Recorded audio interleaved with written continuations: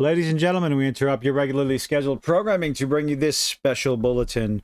While every person has the right to speak their mind, to voice their opinions in interviews, on YouTube channels, on social media, everyone has the right to speak their mind. However, some people should probably rethink what they're going to say. And we're going to get into an article that the title of it just blows my mind. Let's go on this little journey together, ladies and gentlemen. This article from That Park Place. Showrunner Leslie Headland claims Osha killed Saul in The Acolyte because he was imposing benign sexism on her. I can't wait to go on this lovely little adventure. Let's take a trip, ladies and gentlemen, into the mind of Leslie Headland, The Acolyte. This article from That Park Place, John F. Trent? Yes, of course. Leslie Headland, showrunner. We're not going to repeat ourselves there. In the final episode, Saul confirms to May and Camille that he killed Mother Anastasia. Osha overhears the conversation and then confronts him. However, Saul makes it clear that what he did was the right thing to do, and that he did not inform the Jedi because he was trying to protect Osha, and he was ordered to by Jedi Trinity. And she would have been sent away because she was too old to train. Unfortunately, he didn't inform Osha of any of the other things, like the mind controlling of the Wookiee or the mind invasion of Jedi Torben, not to mention the all of a sudden turning into this giant black mist and May dissolving, because heaven forbid we actually tell everybody what happened in that situation, but that's neither here nor there. When we're talking about bad writing, it is what it is. Oh, boy. He goes on to tell her that he did everything because he loved... Well, he almost was able to say that. It was cut off because, well, Osha decided to choke the life out of him. As he begins choking, Saul then tells her it's okay. So essentially, he gives up, allows himself to be taken out of the equation. In an interview with Collider, Maggie Lovett asks Headland, quote, "What's so interesting about that moment?" Interesting? I don't think you know what that word means. Where Osha kills Saul. Poor writing. Bad. Plot contrivance. God. Continue with the article. Where Osha kills Saul is how much is conveyed. What? Even while he's choking on his words. What is conveyed? Uselessness? Poor writing? Bad plot? Also, what's conveyed in those words? Oh, somebody tell me. And maybe this was my impression of it, but my first thought was, he doesn't even give her the... Okay, I'm sorry. In order for me to read properly, of course, our eyes will scan ahead to the next word so that we know what is being read, especially when we're trying to read an article or read any words out loud. And the statement I'm about to read, if you haven't read it already yourself, or if you're just listening along, ladies and gentlemen, I do appreciate it. Thank you very much. But, oh my dear goodness gracious me, let's see if I can read this from beginning to end without pause. How much is conveyed even while he's choking on his words. Also, and maybe this was my impression of it because you're a feminist, you're a third-wave feminist twat. But my first thought was, he doesn't even give her the agency to make this choice herself because he's accepting his fate. This is where we are in writing. Even while Osha is murdering another Jedi, murdering her master, her friend, someone who cares deeply for her, even while she is committing a most heinous crime, she still has no agency because a man is allowing it to happen. This is how you think? This is how the interviewer thinks. This is how you think, Maggie. What? Show us... God, I don't even know how to respond to that. I do, but I don't want to get in too much trouble. It just adds so much more insult to injury. Holy hell. You can't even let her get a satisfactory kill because you're like, it's okay. It's so good. You are mentally damaged. That is the only thing. That's about the most I'm going to say on that one. Headland responds, quote, "We also knew that it was always going to be the betrayal of the father. Betrayal of the father. And I knew we had to juxtapose Luke's forgiveness and Vader's redemption. We were like, this is a story about the Sith, so that's not going to happen." Oh, you pretentious, narcissistic, incompetent individual. Trying to compare these two scenes, Luke's forgiveness and Vader's redemption, to a scene like this, to say, no, I'm sorry, you're not going to be forgiven. And you're to claim that, oh, Saul is just further and further just a bad, pathetic man, because even in death, he's taking agency away from a whammon. I hate these people. Why did I decide to read this? I don't know. Maybe I hate myself.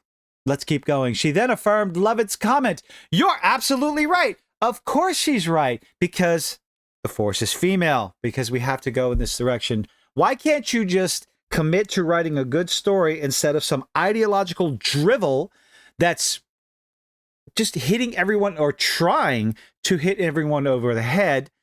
How about, again, make it fun first. It applies to every forms of entertainment. Make it interesting. Make it, I don't know, maybe try to be a little bit more subtle. How can you write this and expect people to be entertained? Oh, wait, no, I'm sorry. That's true. It's for the non-existent modern audience. There's the thing that's called benign sexism. Get ready, everyone, ladies and gentlemen. We're about to go on a little educational trip. Sit down at your desks. Get your notepads ready, your pens ready, your pencils ready. We're going to learn something today. Benign sexism. And part of it is this paternal protectionism. It seems like this good thing, but like you said, there's this, I have to protect you from everything. I have to make sure you're okay. Who hurt you, Leslie? Who hurt you? And why haven't you sought counseling for it? Is this your counseling? Is this how you get this out there? Is this why you write the way you do? Former personal assistant to Harvey Weinstein? Or maybe it's just write what you know, how you were treated, allegedly.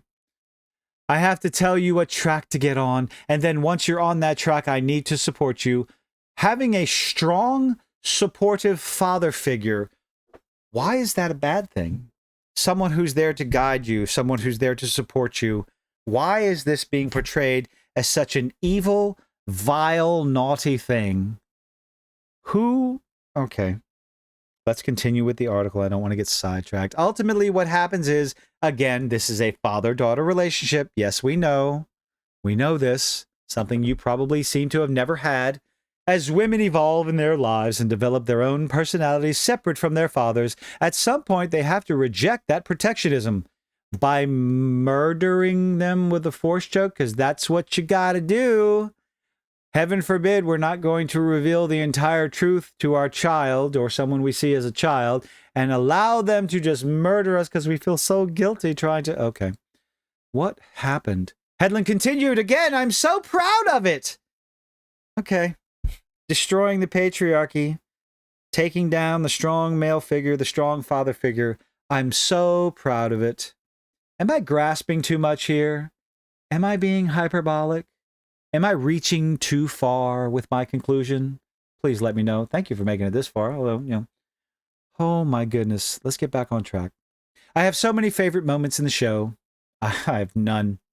I have like 100, and I'm happy to go through all of them right now. Please no. Please don't do that. It was enough torture going through the 8 episodes. One of my favorite moments is when he says, I did everything because I love... He's going to say, I love you, and not only is that a level of attachment that an unbalanced Jedi would have, holy crap, you said something right. You said something correct. It is a level of attachment that a Jedi should not have. He very clearly is losing it in the last half of the season. Did he ever even have it? Yes, because you wrote him to be a piss-poor character. But that's also the justification for that kind of behavior between a father and a daughter. The daughter has to surpass him in some way by killing him. She cannot stay the little girl or an adolescent or a young adult, so she kills him. She has to, at some point, say, I reject what you have told me. No, Leslie, that's not how that works. I've learned from what you've told me, and I will go on to become a better person because of it. Maybe if...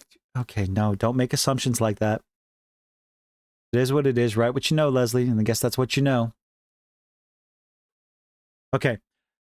Also, the justification, blah, blah, blah. I reject what you have told me I need to do to make you proud, to follow in your footsteps. She has to do that. She has to do that. She has to reject her father's advice. Her father... Oh, my God. What on earth are you trying to tell the audience with that statement, with this scene, with this so-called journey that Osha is going on? Reject what you have told me I need to do to make you proud. So fuck making your father proud. My goodness gracious me. This is a damaged individual, allegedly, in Minecraft. I do think that when he says, it's okay, I think you're right. He is fucking is again. He is imposing on her agency at that point. Yes, of course it is.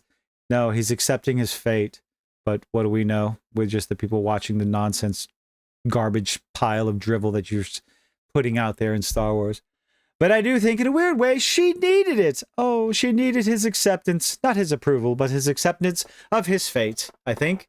You think. You keep using that word, and it's something you created, Leslie. This is what you wrote. This was your creation, your live stream, the greatest thing you've ever worked on. And you continuously, in every single one of these interviews, I'm getting entirely too heated with this. In every single one of these interviews, you talk about, I think that's what the character is. I think that's what she needs. You wrote it. This was your child, your creation, and you have no idea what these characters are supposed to be feeling or thinking or doing? Okay. I think, all right, I gotta, not his approval, but his acceptance of his fate, I think, is what gives her that energy to do the final fist clench. You think that's what it does? Headland appears to be confirming that the entire show is about her own personal experiences. They sure, with these interviews, it sure as hell comes across that way, John. Rather than any kind of universal experience between fathers and daughters. Maybe because she had a very bad one. She actually affirmed this in the past. Oh, really? In an interview with the New York Times, Headland stated, quote, I have a very strained relationship with my youngest sister, so let's put that on the screen for everyone, all the world to see. And I feel like one of the reasons it is strained is that we both see each other as the bad guy. Well, after this lovely little bit of writing, I think we can figure out which one is right. And if I was going to tell a story about bad guys, it seemed to me that the place to start should be a familial relationship where one person is adamantly convinced of her correctness and the other person is also adamantly convinced of her correctness. We don't speak. I think this will be a surprise to her. Who does that? Who writes a story based on their unfortunately shattered relationship with their sister and doesn't tell them, blasts it all over a streaming service for the world to see, and then comes out afterwards and says, yes, this is what this is about? What kind of person, I'm not going to judge, but my goodness gracious, you guys, I've said this before, you guys make the decision for yourself. Judge for yourself. Interestingly, later in the Collider interview, Headland provided more evidence to this theory. Lovett commented, quote, I think that's what makes villains so compelling because there is that little piece of every writer in the villain. I'm sorry. There's that little piece of every writer in the villain. Maybe a bad choice of words there, Lovett. But we all know what she means. In the villains, kind of pushing an idea that they have harbored within them. You're calling Leslie the villain. You understand that. Love it. You're calling Leslie the villain because she's putting some of herself in the okay. The villain is a great proxy for getting those feelings out. You're calling Leslie the bad guy in this whole situation with her shit. Oh my goodness gracious. Headland responded, absolutely, and you agreed. Okay. Oh my, sorry. Oh, I'm sorry. That was loud. I very rarely put myself into the protagonist because I think the protagonist has to be the protagonist. So you are the villain. You're admitting it. Is she admitting it? Why am I looking at my other screen? I'm not on camera. Oh, they might have a sprinkling of me, certainly Osha and May, the family conflict, the switches of sides, being really certain that you know one thing, the betrayal of the father, rejection of the fraternal protectionism, and saying, I am my own person. That stuff I definitely relate to. Rejecting, but the stranger of my shadow self, the stranger is my shadow self for sure. Oh, I don't think it's your shadow self. I think it's just you, who you are. Headland was asked, aside from the obvious allusions to other ships. Oh, relationships. Do we know how to use any fucking words? Are there any other enemies, lovers, dynamics? That is what she meant. Ships. As in relationships, not spaceships, not nautical ships. Relationships. Leslie, you're too old to be using those words. You're not part of that generation, my dear.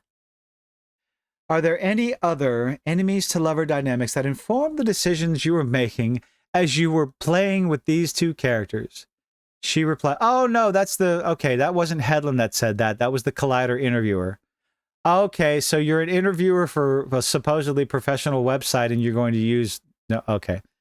Oh, well, I got to relate to the modern audience, I guess. Sure. Okay, well, should we give, you decide if you want to give her a pass. Leslie replied, there are so many, but I'm going to say no because I was really working from muscle memory. Write what you know, former personal assistant to Harvey Weinstein. I don't want to quote anyone. I don't want to quote something else. I wanted to just click into the kind of stuff that I wrote when I was in high school. I love these characters. Nobody wants to ship these. Oh, you used the word yourself too. Okay, I take it back. Fuck you. Stop using these words. You're supposed to be professionals. You're not relating to anyone. You're coming across as foolish. Nobody wants to ship these characters more than I do. I love them so much. I love the stranger. He's an evil murdering bastard. There's always a character that's an avatar for me. Wow. The evil murdering bastard is an avatar for you. That says a lot. That I really, really love. In Russian Doll, it was Charlie Barnett's character, Alan. I'm not familiar with that. Y'all let me know what that's supposed to mean in the comment section down below, especially if you made it this far. I love you guys. The stranger is obviously a badass. He's also an evil murdering prick. But I just mean much more than his character. I'm not going around doing fantastic lightsaber battles. Oh, you were doing other things, former personal assistant to Harvey Weinstein, and murdering people, maybe their souls, and being an all-around badass, but... Oh, you said badass? Wait, what? But I would say that what he talks about in the episode and what he talked about in episode 5 is something I really dug down. Then Osha's inner conflict fits with his ideology, and yet they're on opposite ends of the spectrum. Not really, because she becomes an evil twat by the end of the show for no discernible reason whatsoever. Like, hop, skip, and a jump, just heel face with a snap of a finger. Oh, he saw his Sith penis. That's true. Okay, ends of the spectrum, just like she and her sister started at the beginning of the show. I wanted to stay true to my characters and your own personal character. I tried my best just to stick to the tropes and the stuff that I loved and tried not to think about it. Oh, we believe that, Leslie. You definitely didn't think about anything, just went with the first draft, huh? Especially with the classics. I think it would have been a little too quotes around it. Oh, good Lord. It would have been a little too quotes around it if that's were the case. Okay. I can't do any more of this. What do you think about Leslie Headland's comments? What I think is she's an incompetent writer and has no idea what she's doing. She writes what she's experienced with. She writes what she knows and comes across as evil and insufferable. Benign sexism. In the end, Saul was the ultimate misogynist, despite the fact that Osha was gaining her revenge, even though she didn't know entirely what exactly happened, and perhaps some sort of explanation may have swayed her mind. decided to outright murder, Osha outright murdered her father figure, the man who cared for her, taught her, tried many things at the Jedi Academy to keep her going, to train her, to teach her patience, and ultimately ended up being the ultimate misogynist by taking away her agency. I don't even know. I don't know. That's going to be it. I saw this headline and went, no, I got to read this article, and I almost regret it. But anyway, y'all let me know what you think in the comments section down below. Thank you for making it this far. Leave a like, leave a dislike, do all those nifty little things that YouTubers beg you to do. And I really hope to see you on the next one, especially after this trash.